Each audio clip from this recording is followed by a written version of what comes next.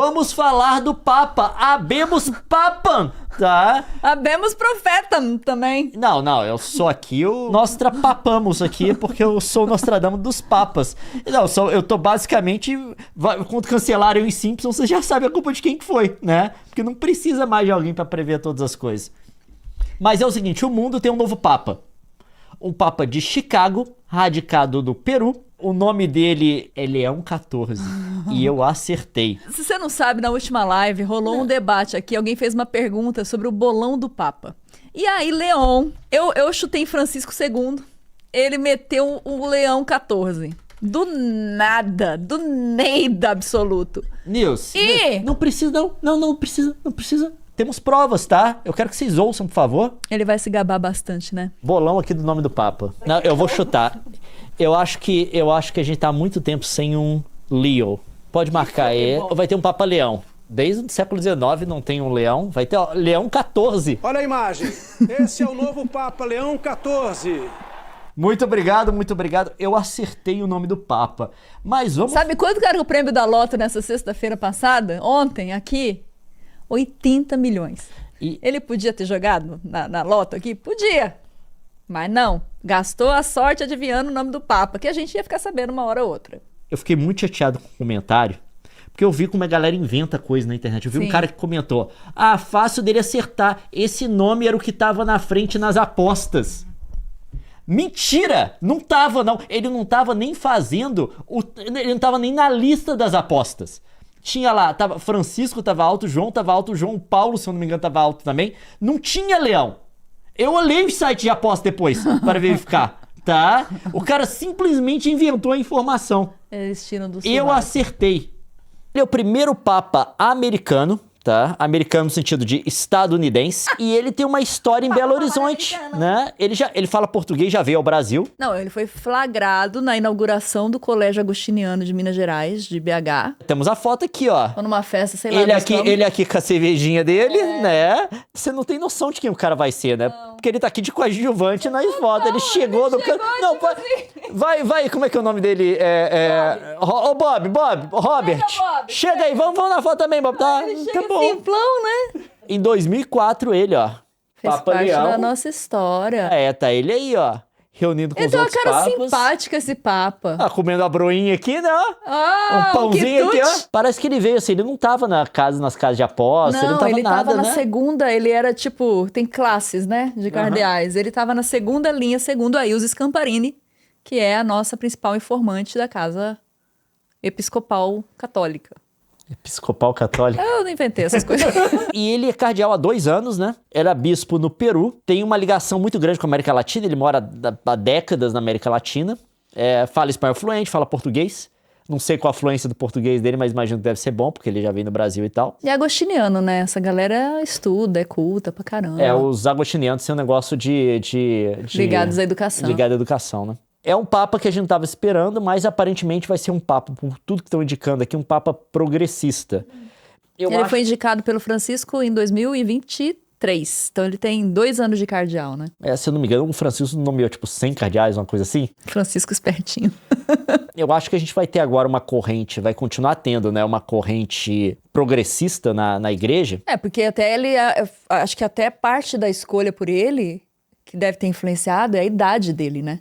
Ele é um papa de 69 anos, o que significa que ele tem aí uns 20 anos de papada aí, pela expectativa média. Mas o que eu acho que sempre teve aquele negócio, o papa vai ser um moderado, vai ser um conservador, vai ser um progressista.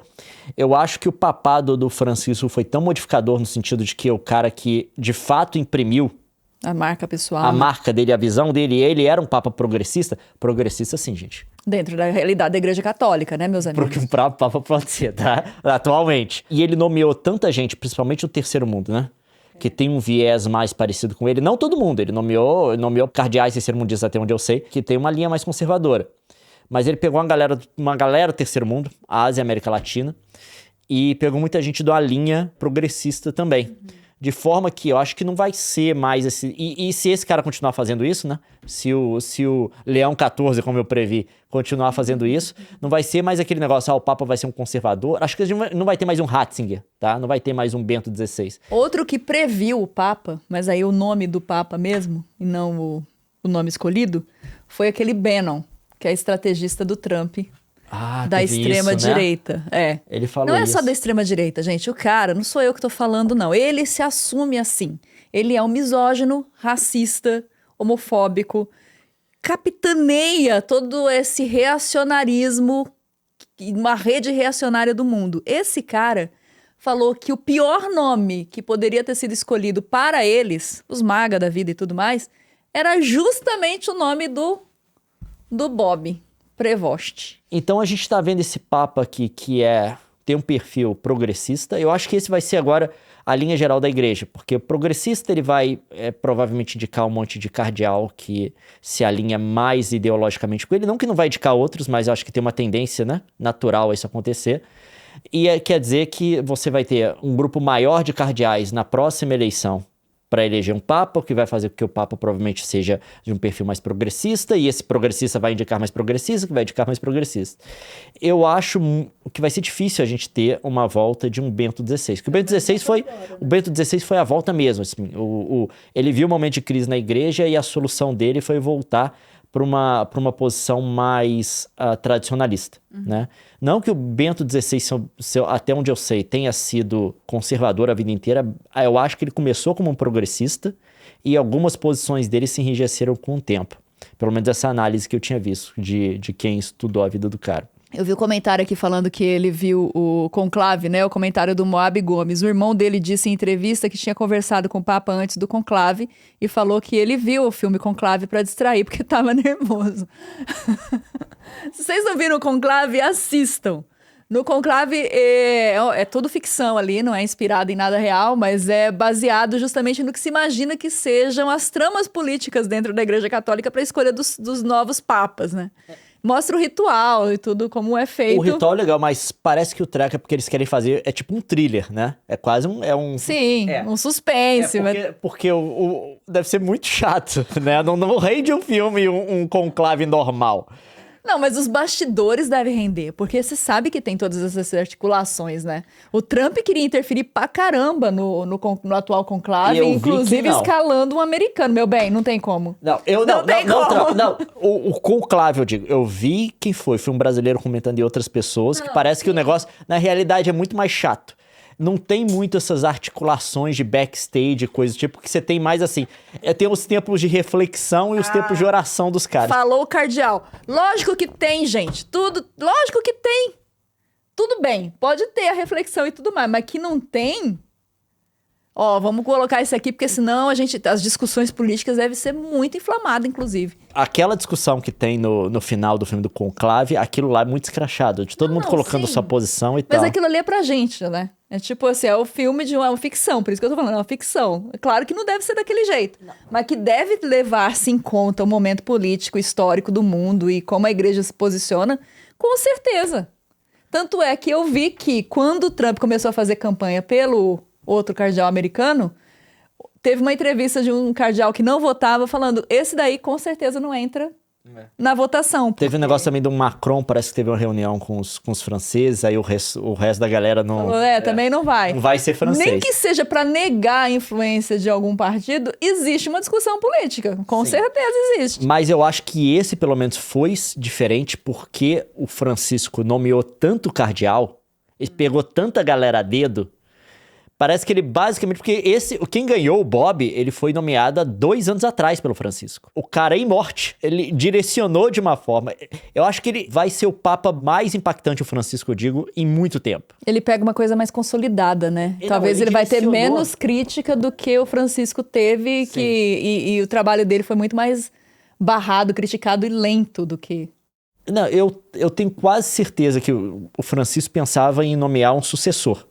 Sucessor no sentido que não vai ser uma transição de um João Paulo II para um Bento XVI, né? Que tipo assim, mudou pra caramba. Você tinha ali João Paulo II que era um moderado, né? Você trouxe o Bento XVI, vamos voltar a missa em latim, galera. Não vai ter um treco desse, né? Eu acho que ele determinou no sentido de ter um prosseguimento, uma continuação depois que ele tá... Uma continuidade. Eu acho que não tem mais volta.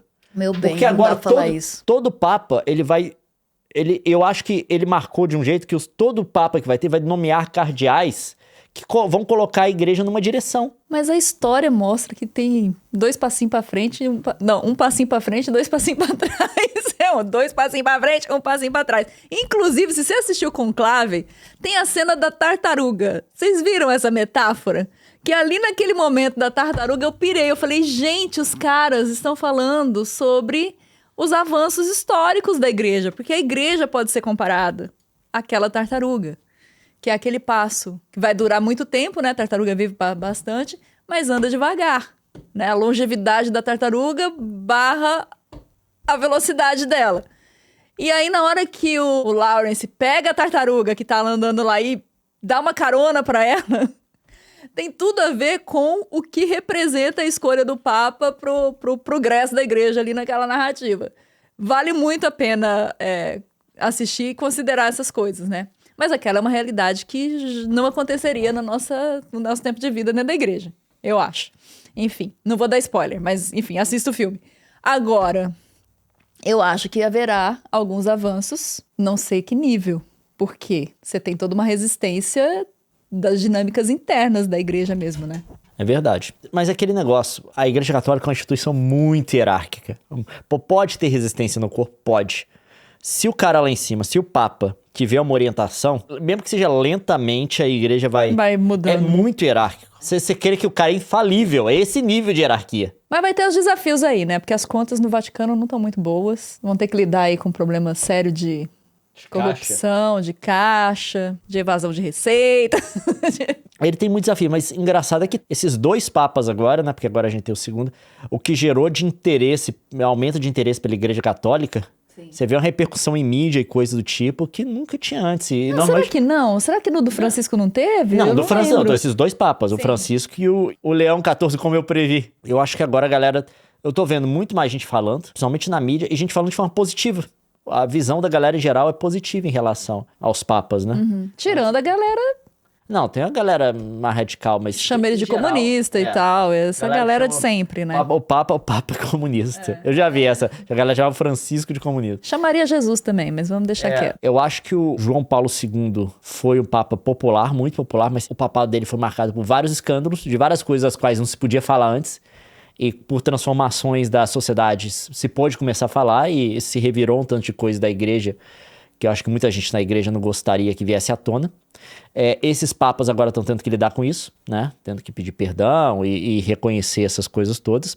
Você sabe do que eu tô falando, não preciso repetir aqui para ser desmonetizado. E eu acho que isso manchou um pouco o papado dele, por conta de todas as notícias. Mas eu acho que agora a gente tem uns papas que...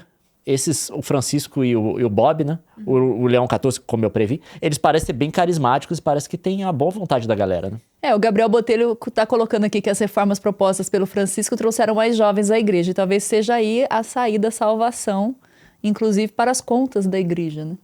Mas ele vai ter vários desafios, né? A gente já tem uma previsão, uma projeção que por volta da década de 30, né? A Igreja Católica vai passar a ser uma religião minoritária no maior país católico do mundo, que é o Brasil. Obviamente, isso são desafios que o Papa vai ter que enfrentar. Vocês não sabem, tem umas projeções que os evangélicos vão passar. Em algum momento da década de 30, próxima década, vai passar os católicos no Brasil. Os católicos vão deixar de ser a maior força religiosa do país. Claro que isso tem repercussões para a igreja. É o maior país católico, né? Então tem vários desafios pro cara aí, mas boa sorte pro Papa, né? Ninguém deseja nada de mal pro Papa, não é mesmo? É. Boa sorte aí. Boa sorte pro Papa.